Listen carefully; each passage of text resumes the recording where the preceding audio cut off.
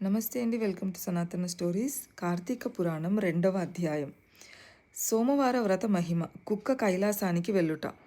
వశిష్ఠుడు జనక మహారాజుతో ఇలా అంటున్నాడు. జనక, ఇంతవరకు నీకు కార్తీక మాసంలో చేయవలసిన కార్యక్రమాలను మాత్రమే చెప్పాను. అయితే కార్తీక మాసంలో సోమవారాలకు ప్రత్యేకత ఉంది. ఆ రోజున ప్రత్యేకంగా సోమవార వ్రతం నిర్వహిస్తారు.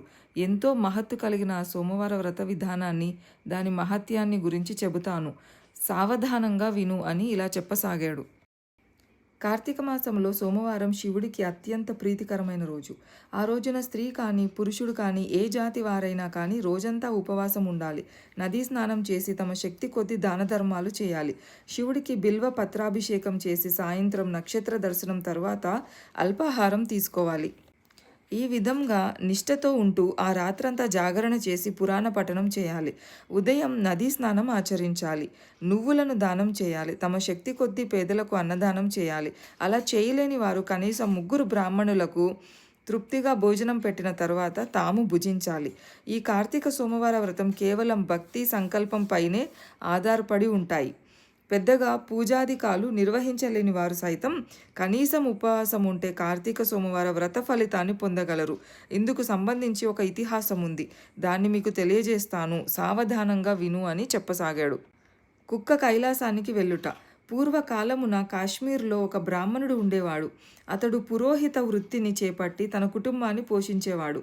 అతనికి లేక లేక ఒక కూతురు పుట్టింది. ఆమెకు స్వాతంత్ర్య నిష్ఠూరి అని పేరు పెట్టారు.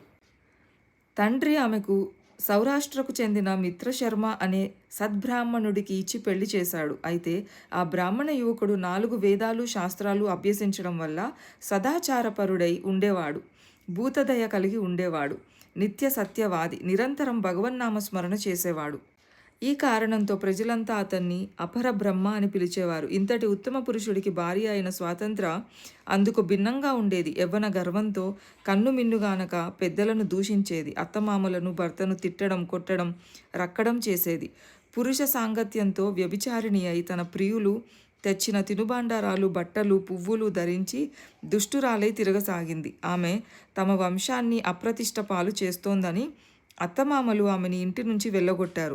అయితే శాంతస్వరూపుడైన ఆమె భర్త మాత్రం ఆమెను ఏవగించుకోకుండా ఆమెతో కలిసి ఉండేవాడు. చుట్టుపక్కల వారంతా ఆమెను గయ్యాళి అని ఏవగించుకుంటూ కర్కస అని పేరు పెట్టి ఎగతాళి చేసేవారు.